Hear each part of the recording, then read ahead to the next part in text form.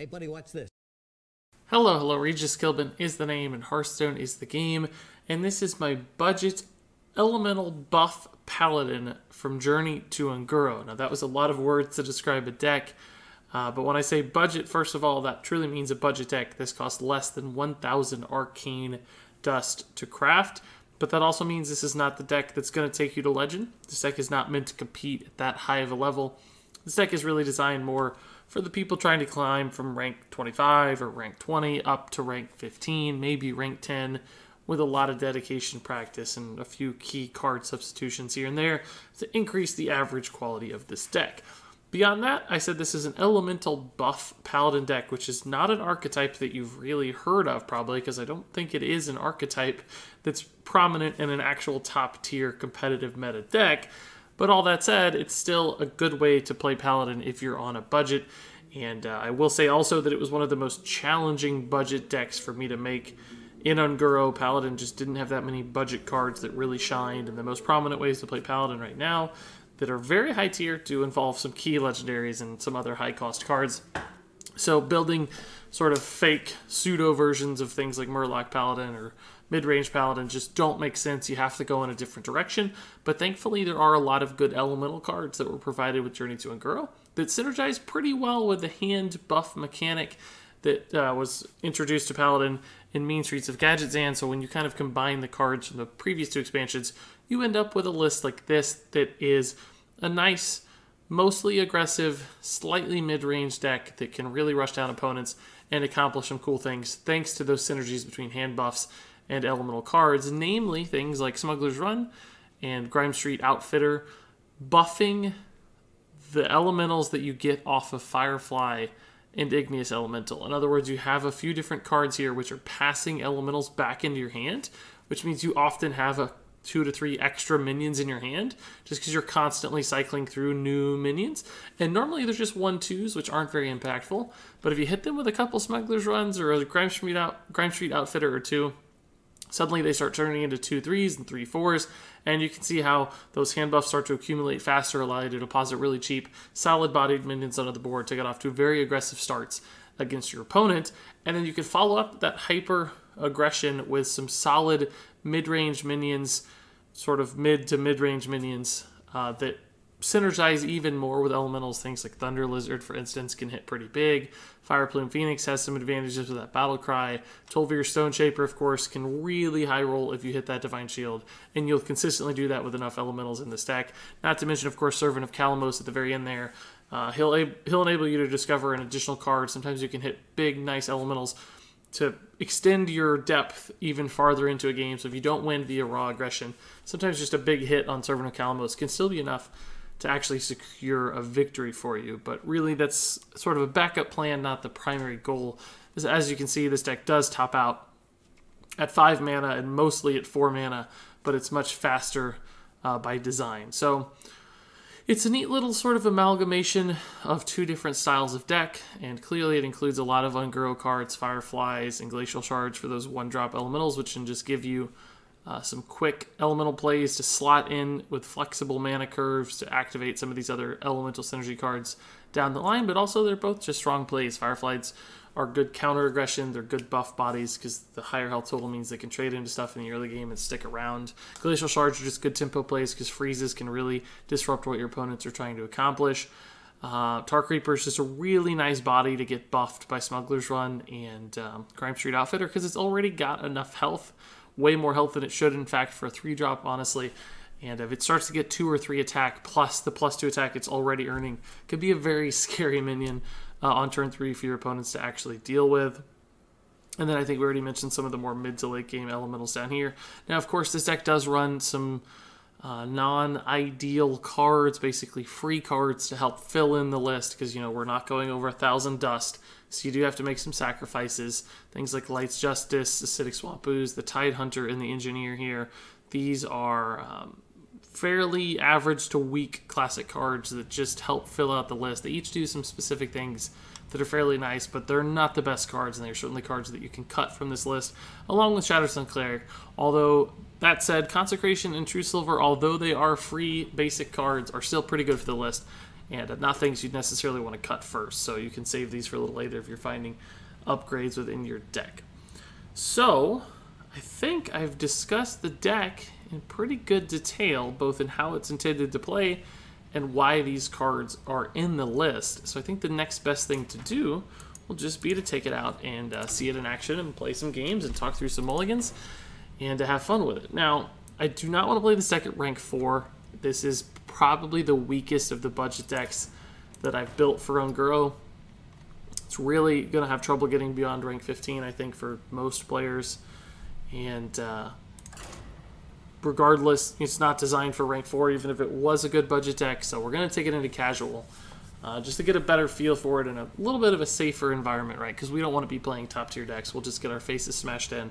And we might not learn quite as much as we'd otherwise like to. So I think we're going to be better off just trying it out in casual for now. I'm moving my face a little bit, guys. I realized the cam was a little big, so as we get into these games here, we'll resize me as I float around, especially since it's taken a while to queue up here.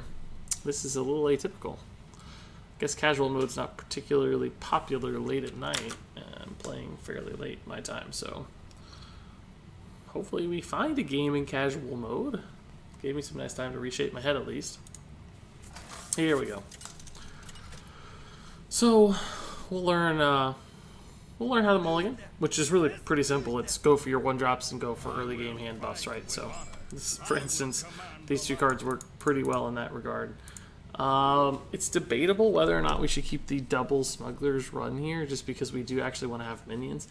But honestly, since we look like we're going to have a pretty good curve out with the Glacial Shard and the Tar Creeper in particular on 3, so in other words, we can Smuggler's Run on 1, we can Smuggler's Run and Glacial Shard on 2, so that'll give us 2 more cards to draw, which are very likely to be minions.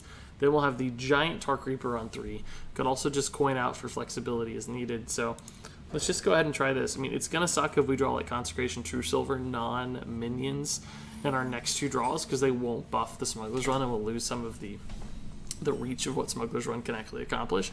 So for instance, Slice Justice, kind of unfortunate, and in fact I might just go ahead and change my line of play here to develop this, since we got another 1-drop that we can draw a minion in the meantime and get some more value off these buffs. You don't necessarily have to absolutely flood the board, right? You can have some power curve turns in like 3 to 4 if you hit enough dudes, right? That's a minion, so the question is, can I wait another turn actually? Can I just hero power weapon and get really greedy next turn and hope that we hit 1 more minion? I think we can. We're just going to go for a insane turn 3 or 4 here, right? Like, we're going to have a giant Tar Creeper on turn 4. So for instance, Smuggler's Run into Grime Street next turn, followed by like Smuggler's Run, Coin, Tar Creeper the turn after, something of the sort. Stonehill Defender coming in. It's a good minion. Would actually fit in this deck a little bit if you have one of these lying around. It's a little slow, granted, but... So see, True Silver punishes us because it's not a minion to get buffed, unfortunately, but I think we still have to do this at this point. Otherwise, we're going to fall a little bit too far behind in the next few turns, right? And this signals what this deck is about as well, right? We now know that this is probably a more late game-oriented deck since he's played very slow thus far. So we need to rush out to some extent. We can't just sit around forever and hope to overpower him, because it's much less likely we actually do overpower him since we know he's more control style. We might actually have to go ahead and load up the True Silver here, but I guess we can wait a turn, can't we? Because we can do this to clear this minion now. And we'll go ahead and play our giant Tar Creeper. Actually, we should probably just go ahead and Smuggler's Run. I was thinking about freezing that minion, but there won't really be a need to. We'll probably trade into our Grime Street, though, which is a little tough. Regardless, we can actually just coin and do all of this. So let's Smuggler's Run first. That'll leave us 3 mana, so we can coin to get back to 4. And then we're going to freeze this guy to protect our 2-1, right? And then we're going to coin the Tar Creeper here. And then we're going to go ahead and preemptively attack this because I'm anticipating killing it with a True Silver's Champion the following turn, right? I could also trade in the Tar Creeper if I get another thing I'd like to play instead, but the idea here is the True Silver instead. So let's see what he does. This is a load of stats. We're going to be able to kill that pretty cleanly, actually. That's really nice for us. We have 7 exactly. So we preserve our board. Get to push some damage. It's nice when your Tar Creeper actually gets to hit hard. And he may need an Equality Consecration here to resolve our board, or we may just win the game. He may not be able to catch up in time. Spike Ridge is not very good on 6 without a minion on board, so that's a problem for him. Our hand is obviously fairly weak, but we... Oh no, he had it. It's exactly what he needed, and he hit it, so that's a little tough, but we'll try. We'll try to hit this. It's going to be tough to reload. This is not a deck that's great at reloading, necessarily. It can, as you can see, like we developed a little bit of a board, have a couple cards in hand, but that was really our power turn. That he had the perfect answer for it. Happens. It's a control deck, right? We didn't get to curve out super fast, so...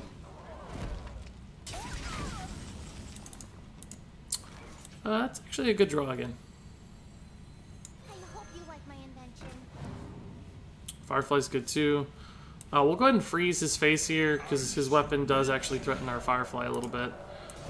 And I'm going to go ahead and trade in a minion as opposed to pinging this off, I think. Maybe not. We already saw a Consecration. I guess minions on the board are potentially very valuable in the long term, so we'll keep our minions. It's debatable. Hand is weak. We need a Servant of Calamos pretty bad to give us some extra depth. We already drew both of our card draw cards, right, with Novice Engineer, so we need a card generation card. We're not going to draw more than 1 card per turn unless we get exactly Servant of Calamos, so we kind of have to win with what we have or draw into those sorts of answers. Spike Ridge coming down, yep. That's brutal for us too. It's a very hard card to answer. Igneous is at least a halfway decent body that does give us some minions back in the long run. We're just going to have to power through this thing. It sucks. It absolutely sucks. We'll trade the 2 health guy in here so that the 3 health guy survives in this trade, right? Oh, this is bad. But we would never get through it otherwise, right? We have to just go for it.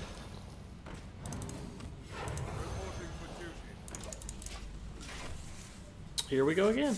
Got a pretty decent board. It's just that it's not enough damage to kill him right now, so I don't think we can play the value game. If he was chipped down to like 10, like we'd be in a better spot to maybe have a chance here, but he's going to get to pretty efficiently remove one of our dudes. Take no damage in the process. We're going to be left with 6 damage on board, and he has 6 cards in hand, one of which is probably Tyrion or some other big threats, another Equality Consecration. If we had dodged that Equality Consecration, we would have clearly ran away with the game. We had 3 really nice minions on board, or I guess maybe just 2 super nice minions and 1 fairly nice minion. And as you saw, we drew some good follow-ups too, so we would have continued to apply pressure. Clearly hard removal is a thing you have to play around. Brawls exist as well. It's just you kind of have to hope to dodge those sorts of things sometimes in a budget deck. You have to play to your outs and just play everything and sometimes just hope they don't have it, because if you find yourself playing around things too much, your deck tends to run out of gas and doesn't have quite enough steam to keep up with what your opponents are doing with better cards and stronger cards and more optimized lists. So sometimes you just got to go for it and hope it works, right? For instance, right now, like we clearly cannot try to kill Ysera because we don't have the damage anyway, but we also just have to hope he does not get Ysera Awakens, because that will wipe out our board again. There's no reason to try to play around that. If we could somehow, not that we can, but just absolutely no reason to do that, because if it happens, we lose the game regardless. We lose the game, right? If we're going to get a lot of dudes back, sure, but not enough to contest a Ysera. Man, every time I call like the worst possible AoE outcome, it happens. We called the Equality Consecration and we called the Ysera Awakens both. And here they came. So, I mean, we're clearly just going to go as wide as possible, but we cannot beat that Tyrion, unfortunately. Actually, we're going to buff the Silverhand Recruit here, because it's still 2 attack, and it splits our stats a little bit, right? We don't put all of our eggs in the biggest basket, because Tyrion's going to trade it into the best thing with that Divine Shield, most likely. It's clearly the 3-2 anyway, but you can see what I mean. You know, talking about perfect answers. My goodness. That's a perfect answer, guys. Oh, wow. lethal too. Okay, well, I don't know why this guy's in casual with his straight up control paladin deck, but it's fine. He's allowed to be, but that's gonna be tough for us to beat. It's just a cavalcade of legendaries there. That's me normally, but all right. I still think we learned a lot, and I mean, we put ourselves in position to win the game. In a lot of different matchups, that would have been an easy win. That giant Tark Reaper. Hopefully we don't get the same guy again. It just occurred to me that I requeued pretty quickly. If we do, we might go ahead and hop out of the game again. But Hunter's going to give us a different view on this deck and different look at what we can accomplish here. Alright, so this is a good start here. We don't need the Tolvir, though. I want more cheap stuff. It's a little risky to pass back a minion when you know you have the Smuggler's Run, but this is a good curve, right? This is exciting.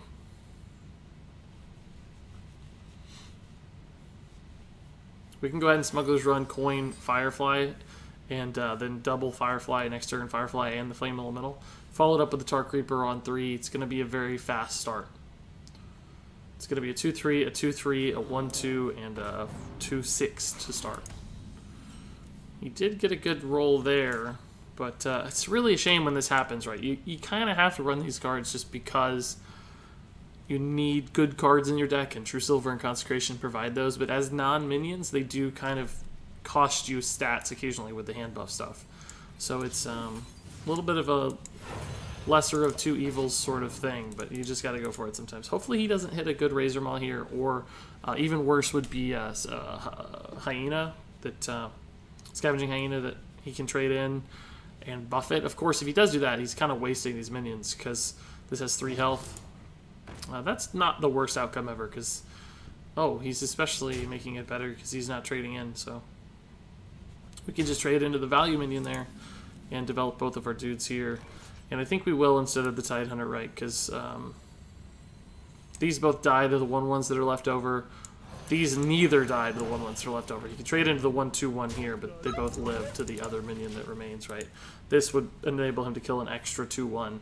So we can play this later when he has less 1/1s out to hopefully trade effectively. Misha's not too bad actually with our Tark Reaper. We can just sort of plant the Tark Reaper, and if he decides to trade, that's fine. If he doesn't, we've got the True Silver to clean it up. So you can't technically kill it with what we see on board, although a kill command trade would be pretty good with this Tabby Cat here. Wouldn't be surprised to see him unleash the Hounds already just to get through this efficiently, but he couldn't do much with the remaining Hound. The remaining 2 Hounds, I guess he could, but it wouldn't accomplish that much. So we'll True Silver that down and try to figure out what this secret is, right? Might be Snake Trap? Don't see those anymore, but who knows? Could be Explosive Trap. Could be Freezing Trap. Okay. It's explosive? That's fine. We only lose a 1/1 here. Guys take a little bit of damage, but still, I mean, a 4/4 and a 2/1's fine against Hunter. Unless he runs exactly Explosive Shot. We can just go wide on the board, I think. It's a little risky with Unleash the Hounds, but as long as you have this taunt up, Unleash the Hounds stays far worse. Plus, we've seen both kill commands, or both Animal Companions, so we know he's not going to, like, Leok Hounds. It's crazy that that's not active, but it's fine.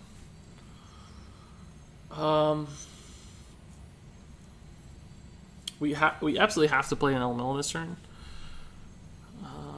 But since we lost the taunt, right, Unleash the Hounds gets really good soon. So I'm going to save a little bit of my resources here and just hero power. I definitely want to play that Elemental to activate our Tolvir. It's going to be really important. And I don't think I need to use my weapon charge yet because we do have a turn 6 play, and I might need to weapon something more valuable, right? This isn't totally a face deck, right? You need to zoo it out a little bit, which means build a board and leverage that board into doing cool things. So you can't always just go ham with face damage. The Tolvir will be just fine here. We'll also trade into those Tabby Cats so they can't pop the Divine Shield efficiently. And then I probably will go face here this turn because I may very well want to develop the True Silver the following turn. I might also just Fire Plume, but it'll give me the flexibility. And we're going to be pressuring him for damage here fairly soon as well. I'd like to dodge Houndmaster here, but even that, you know, it just doesn't trade that efficiently into the Tol'vir. Unleash the Hounds would be especially bad, but again, we'll see. He'd get 5 Hounds. 1 could break the shield. The Stranglethorn gets a good trade. The remaining 4 kill 3 of my minions and leave me with just a 1/1 on the board. He'd have a 5/5. We could kill the Fireplume Phoenix and reload a little bit, but hopefully we just dodge the Hounds, right? You can't really play around it that much. Volcanosaur is not an Unleash the Hounds. That is actually fine, because it means he's not going to get any Stranglethorn Tiger value. If he dodges Taunt in particular, we might just be able to kill him very quickly, if we dodge Taunt in particular. Wind Fury is not actually that intimidating. We have 4, 7, 8, 9, 13 damage. So we're going to go face here, guys. We don't have lethal yet because we can't play the Fire Plume, but we're so close that we can almost guarantee it next turn, right? Is there anything I can do? I'm actually not going to roll a minion here because it's not relevant. We have the guaranteed lethal with the Fireplume Phoenix, and rolling a minion just increases the odds that he can do something weird with Unleash the Hounds, right? Like, he actually has 15 damage on board, as we can see it. So if you, like, Unleash the Hounds, kill commands, that's 20, but, you know, 5 Hounds does not get through the Tol'vir Stoneshaper. 6 Hounds would. So it could mean, like, the difference between lethal and not lethal, right? Like, there's no reason to do this. It's totally unnecessary. I mean, we could still technically be dead, right? There's all kinds of crazy shenanigans. I mean, Unleash, trade with the Stranglethorn. This is 10. If you could buff this with a Houndmaster and Unleash, you'd have like 14 plus the additional 4 from the... I don't think that'd even be enough. That'd only be 18, 20 with the hero power, plus he wouldn't have the mana for all that. So I think we're safe to pretty much any combination of cards here. Unleash, just, you know, we basically have 6 health here. We have 27 health, right? And he has 15 on board. So he needs to do 12 damage from hand. And it needs to be in an exact way that he can get through this Divine Shield efficiently as well. And really only Unleash the Hounds provides that. So, and he hasn't shown Unleash the Hounds. So unless it was exactly Unleash the Hounds off the top, I just don't see a path to victory for this guy. Which is cool, because it means we beat a cool deck. And we might have actually just forced to concede here. He doesn't even have an answer for our minions, it looks like. Couldn't hit. I wonder if he wanted taunt here. He probably wasn't even thinking about his life total just yet. Maybe he was, because we had hit face with the True Silver. But anyway, this was guaranteed lethal, which is cool. Unless he had a heal, of course, but that's virtually impossible to happen in Hunter, I think. I do not think, based on the style of his deck, that he's running heals. Okay, cool. So, good win there. Pretty much exactly how we wanted to play the deck. So you saw what the deck is supposed to do. Wasn't a perfect start because we did hit that True Silver, but it ended up being good to have 2 True Silvers because it just allowed us to apply 16 damage, right? Like, True Silver's 8 damage for 4 mana. That's pretty good. It's a good fireball. I will fight with honor. Here we definitely need to toss all of this back looking for faster starts. Especially the Novice Engineer. Don't be fooled that it's a 2-drop. That's not a card you want in the early game. That's a card you want in the late game specifically, right? I think we'll just coin Grime Street here. Since it is the 2-drop, we do have the coin. We can hit at least 3 minions and maybe more. Hopefully more. Be nice to top deck. If we actually don't top deck a minion, we could hold the Grime Street and save the coin. And maybe just play a Firefly out on 1, right? Because you're not really wasting an opportunity for a buff, because it's adding a minion to your hands. You can sort of play this one without punishment as far as buffs are concerned. Because you can't both play it and have its minion at the same time. So, yeah, see, so we drew a weapon. So let's actually just play this now, and let's try to hit another minion draw in the meantime. We could go ahead and coin the Firefly here, too. But I don't know that we have a great turn 3 play yet, necessarily. We probably do, actually. Let's just go ahead and coin it, guys. Let's get out there. So it's cool. Like, you know, most hand buff games, when people tried to make Handbuff Paladin work, right? Whenever you played a minion, if you needed to play a minion, it really punished you because it meant you lose a minion in your hand to buff. But with this particular card, you actually get extra minions back. So you still get to advantage yourself from hand buffs. So you don't have to like jeopardize your curve like you would in a traditional hand buff deck, where sometimes you're like, oh, I need to get value off the hand buff. I can't play my minions. I need to keep them in hand or whatever. That's certainly less of a risk here. So we did hit the minion, so we're going to get the extra value here. He played a really nice play, something a lot of people wouldn't do, which is to play just a tempo valet like this. But he realized, I'm getting off to a fast start, wanted to be able to make some efficient trades. He's going to get a good ping too. And unfortunately for us, we did use the coin, so we don't have like a true silver to clean that up very efficiently. We can go wide on the board fairly nicely, but he's going to get a good trade into our 3-2 if we go that route. So I think we don't. I think we just ooze and Flame Elemental. Arguably, we could even Hero Power Flame Elemental. But I don't think so. I think this might commit him to the Hero Power here. So trade Hero Power. He might also Frostbolt at Hero Power or something, but he's less likely to get value that way based on how our minions are lined up right. We might see Kirin Tor Mage come down. Who knows? In that case, we've got the True Silver. I don't know if we're going to have enough here. These minions aren't great yet. I mean, we've got some reload, but it's just, I'm not sure we're going to have enough to push this guy over, right? Mage has a lot of tricks up their sleeve, and he did get the early minion out to slow us down just a hair. So depending on how he plays this, looks like Primordial Glyph ping is going to be the play. He might be looking for a Frostbolt, though. If that's a Frostbolt, it's going to hurt. It's not a Frostbolt. He is pinging, as we anticipated. So that helps us, right? That gives us some more time. That second True Silver again. That's actually pretty rough. We also have an issue here where we're not playing an Elemental right now. So I think we're just going to Tide Hunter Hero Power here. And the reason for that is simply that if I played the Elemental right, it was an awkward mana situation where I could only spend 3 mana. And you know, if I top take a Serve of Calamos, I'll have wished I played the Elemental or a Thunder Lizard or whatever else. But next turn we can play it with a weapon and still accomplish something, right? So it's not that bad.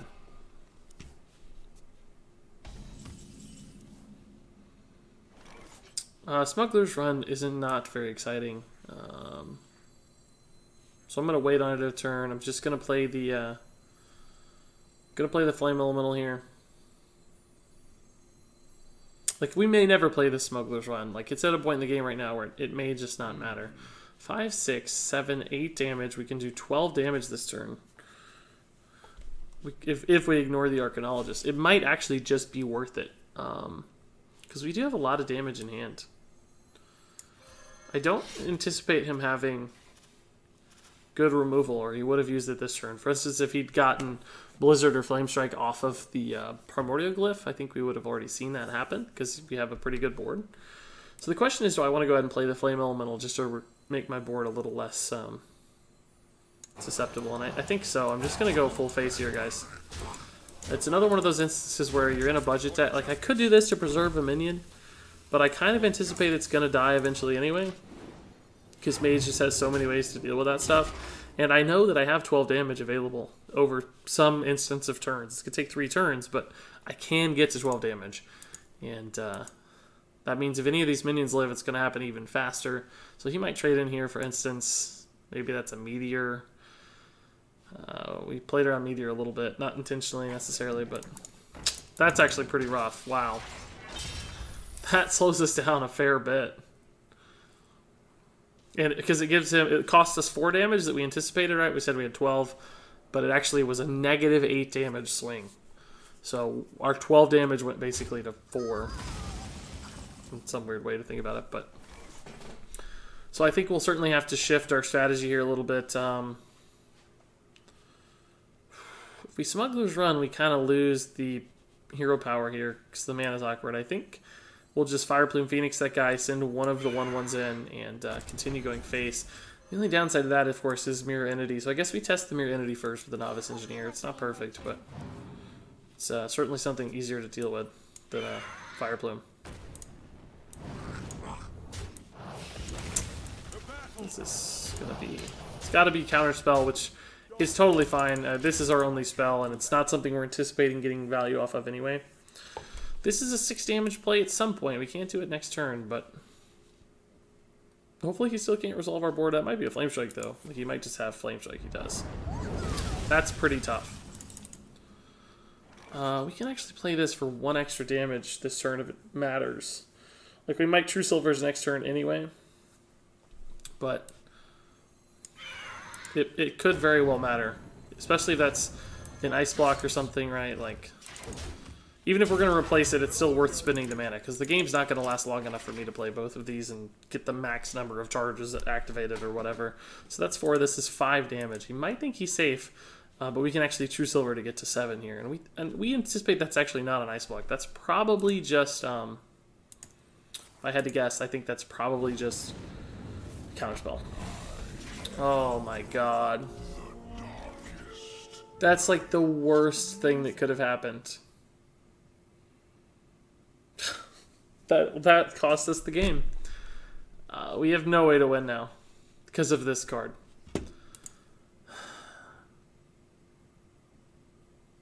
Let me think. He's gonna heal off this, right? Any damage spell. If you guys don't know this card, if you haven't seen it lately, any damage spell is gonna heal him. So Fireball's a heal for 6, which means you know, our one chance here is basically True Silver lethal over 2 turns, and now that doesn't get to happen because he gets to cast Fireball or Flame Strike or anything, right? So we're pretty much doomed. We can at least... It's not even Counterspell. It is actually Ice Block. Wow.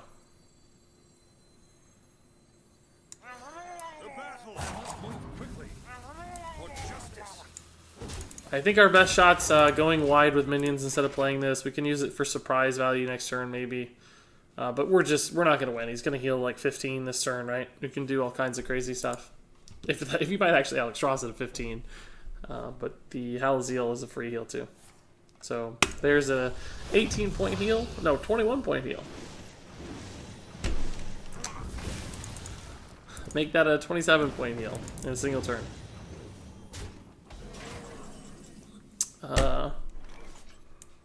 Needless to say, that's fairly... And by the way, we couldn't kill Halaziel, if you guys noticed. I didn't actually talk about that. I should have mentioned that. We had 5 damage available, I think, at that point, right? We had True Silver plus the 1 that was left on the board. So, not like we could kill Halaziel to try to play it slower. Pretty much just...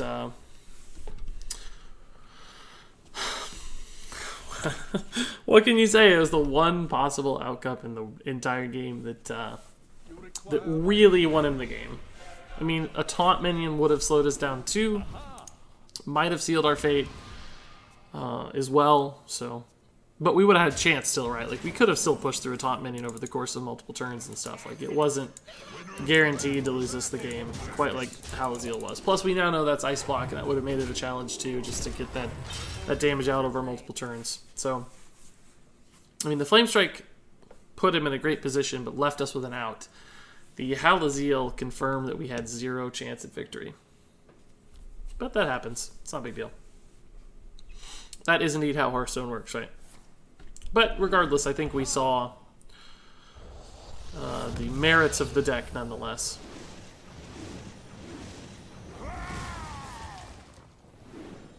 He might have missed lethal, right? Did he already had a fireball from Archmage? I wasn't watching closely, but if so, he clearly missed lethal.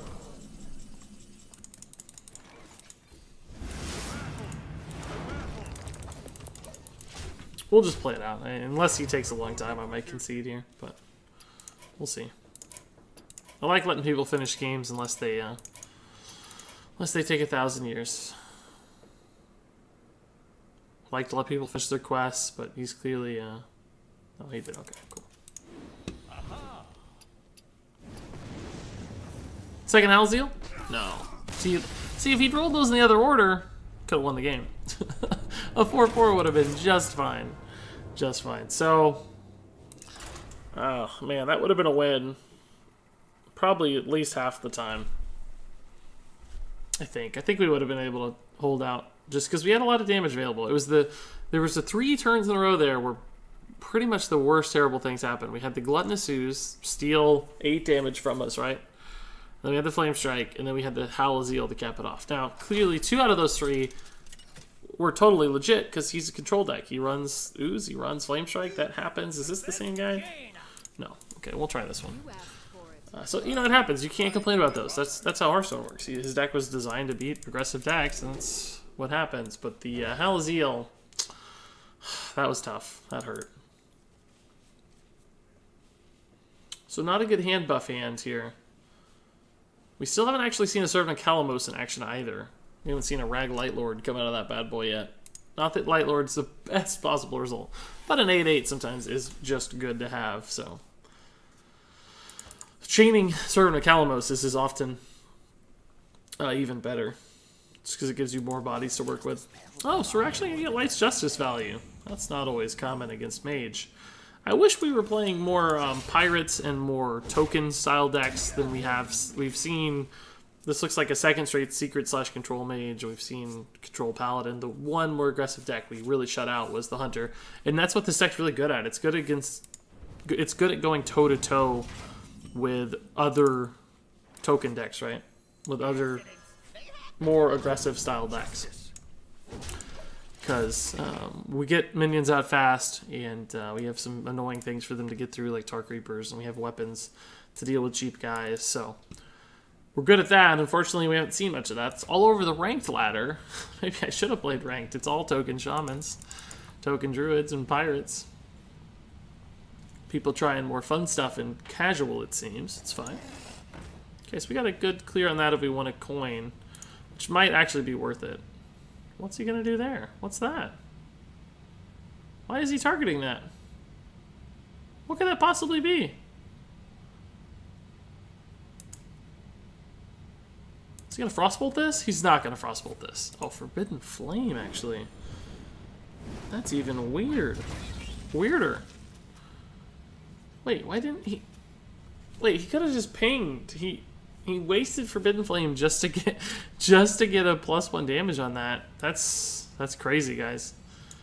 We'll just go ahead and coin this, right? It doesn't actually matter what order we play these things in. We can still play a 4-mana turn next turn, right? So this just gets it off the board, allows it to get additional value. You know, if we play Tark Reaper, you might have buffed it twice more. That was a very suspicious play. Forbidden Flame off Babbling Book. And he used it on the Grime Street for 2 damage, instead of just pinging. It was, I mean, ultimately it ended up being a waste of a Forbidden Flame, obviously, given what we did next. But of course, he didn't know that. Saving this last weapon charge, right? I've kind of used a couple for face, or one for face, I suppose, because I assume we're gonna hit a True Silver eventually, so it's kind of just like a freebie. But we could save the last one just in case it's needed. That's kind of brutal to hit 2 in a row on my good stuff. Oh, this is another good guy, though, so... What do you know?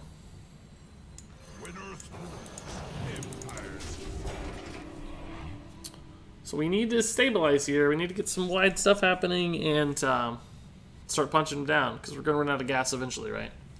Especially if he has any sort of AoE, late game AoE. So use both fireballs, though, so I don't know how he kills this. You can ping it once, but then what do you do? You generate a 3rd fireball, I think. That's what you do. And then you ping it. I think that's how it works. You generate a 2-mana fireball, and you ping fireball. That's going to be brutal. Hopefully he just doesn't have an answer, and he just pings the shield, and that's his turn. That'd be great.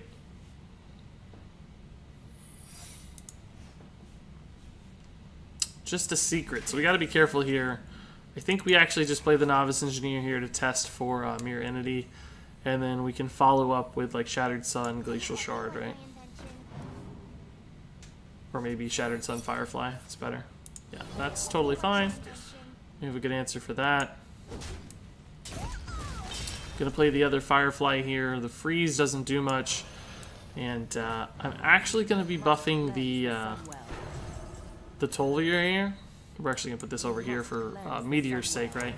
But we're going to buff the Tolvier here for things like Flame Strike. We saw both Fireballs already, so the 6 damage could be hard for him to deal with. But if he Flame Strikes right, none of these go out of Flame Strike range if I buff them. So buffing this one just kind of invests it in my best minion. I think he might Meteor me, Primordial Strike, Primordial Glyph Meteor. Well, why there are... He can't... This also puts it out of Fireland's portal range, which is what I was getting ready to say. He is going to Meteor for the Primordial Glyph, so that's fine. We've got quite a good board outside of that, at least. Calamos, great draw. Play him over here, opposite our best stuff. We don't really need a heal, so I think I'm actually going to... Well, Stormwatcher's not any better than Rag, though, is he, for damage? Same amount of damage as Rag, so I guess we'll just take Rag. There's really no risk there.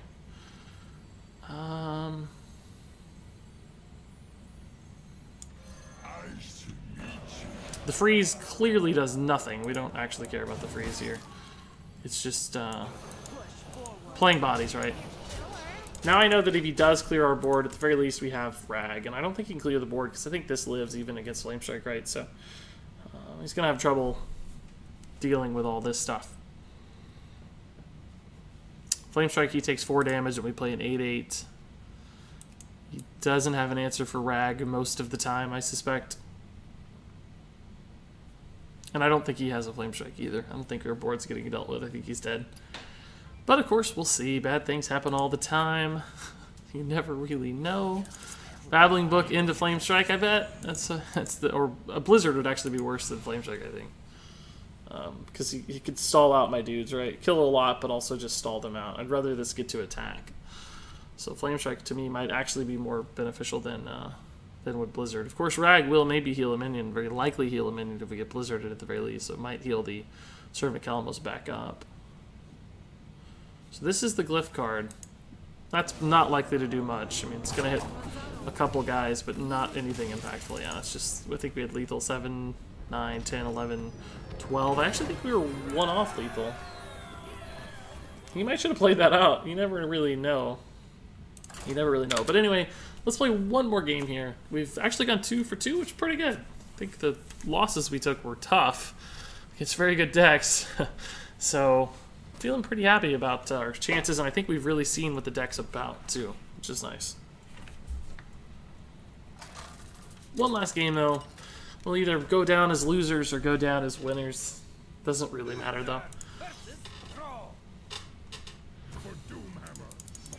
Thunder Lizard we haven't really seen much of yet, but these cards are still a tad too slow.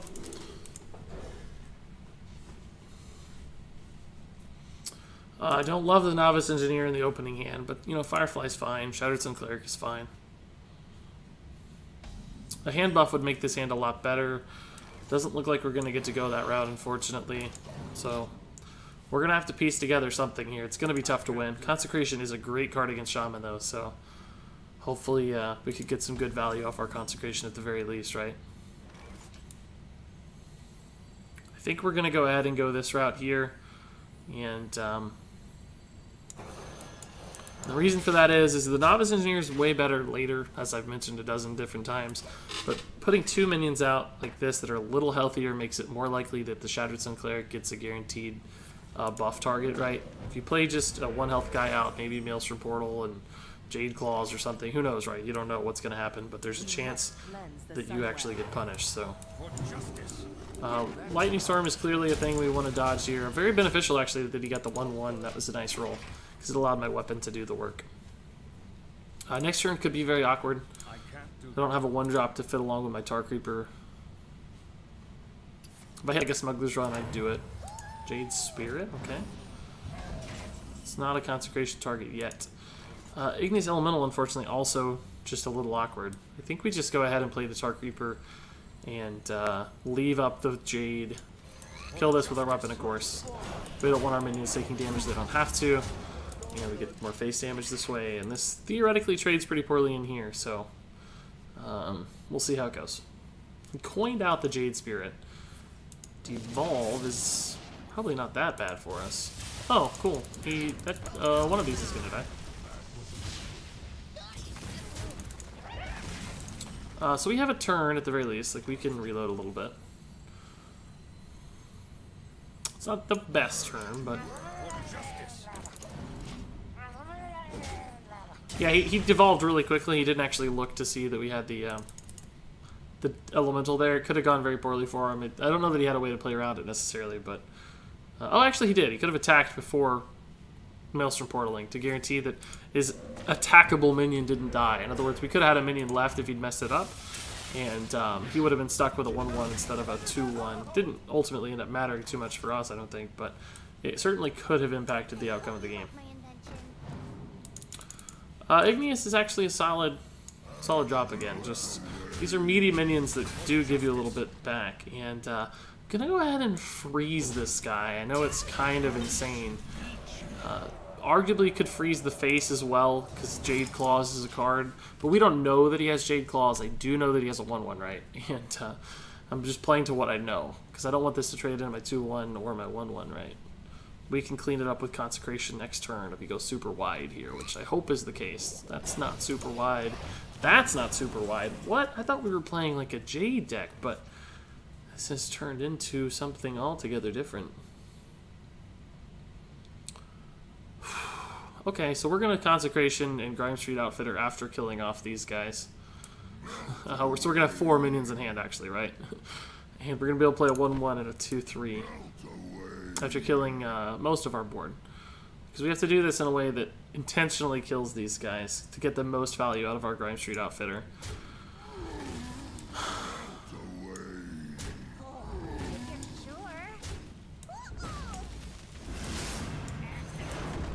And you can see right there exactly how the hand buff mechanic synergizes with the elemental stuff.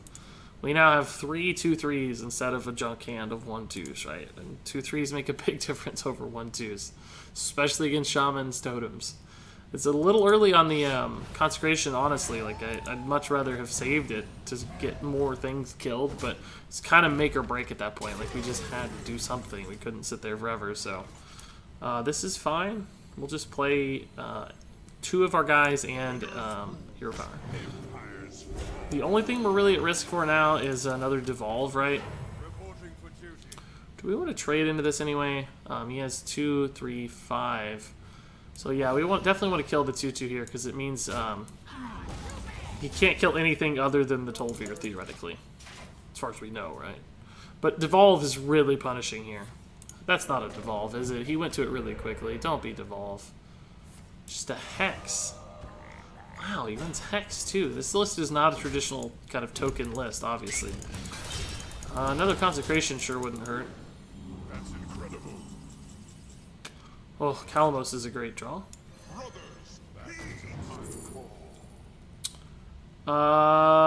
Man, Ozruk is a 5/10 and he just hexed, but Blaze Collar is also very good because it could just give me lethal, right? How much damage are we actually going to do this turn? 4, 5, 6 if we want. That puts him to 10.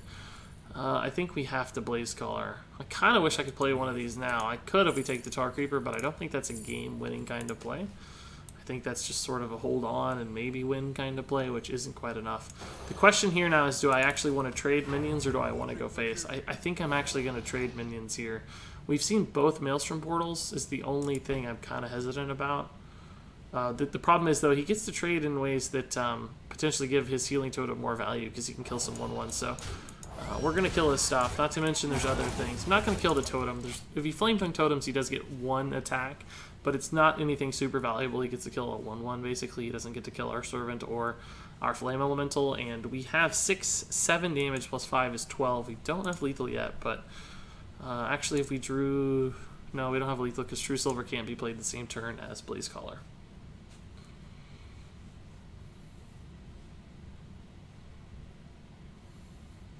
This is not a golden Blaze Collar. This is just a regular Blaze Collar. How boring.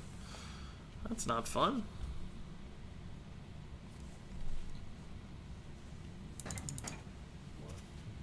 He's 4 cards in hand. Let's see what he can do. Devolve is still fairly good. These don't change much. This might actually get better. This gets much worse. This actually, on average, might not get much worse. It's an understated 5-drop, right? So it could turn into a Chillwind Yeti, for instance, on average. Probably goes down on average, but theoretically it's not too much different.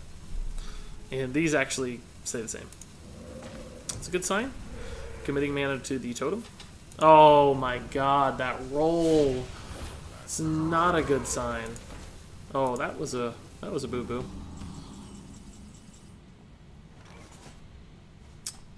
So we got to debate how we want to do this. We have 10 damage in hand, but unfortunately that's not going to be enough. So I think we have to just play around his board here.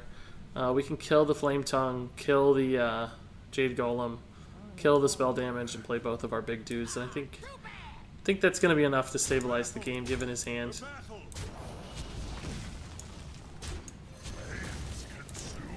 I mean, he's running some crazy stuff, though, so we don't know for sure what's going to be what. Death Rattle's fine. It's kind of resilient against the board. That gives us 8, 11, 14 damage on board, so let's see what we can do. That was a pretty brutal high roll on the spell damage totem, though. Like, he had a 1 out of 3. It's not that bad. We didn't actually have lethal. 8, 9, 10, 11, 12, 13. Did we have lethal? 8, 9, 10, 11, 12, 13, 14. Oh, we did. Yeah, he killed the one thing that gave me most of the damage back. I think he probably actually should have killed the 2, 3. Regardless, found that last win. We dug out another win, which is pretty chill. So we actually went 3 and 2. 3 and 2, and our losses were very tough against presumably good players with a great deck. So I think you guys got a good measure of what this deck can do. Played really well. Got some good top decks in that last game, in particular with Calamos and Stone Shaper. Hit some big rolls, and that was a lot of fun. It was surprisingly better than I thought. Now, that said, I don't necessarily think this is a perfect deck. And again, not designed for Legend. It may be one of the weaker budget decks I built in Unguro, just because there wasn't a lot of great options for Paladin, frankly, with the new Unguro cards. We kind of had to shift into the elemental side of things to make it work, but I still like it. It's a nice, internally consistent deck that will result in some wins and will result in climbing the ranked ladder if you learn this deck and play it well. So all of that said, if you have any thoughts, comments, questions on this bad boy, please do leave them in the comments below. I'll be happy to read them, and my community will certainly chime in with some advice, I'm sure. But until then, thank you so much for watching, and until next time, game on.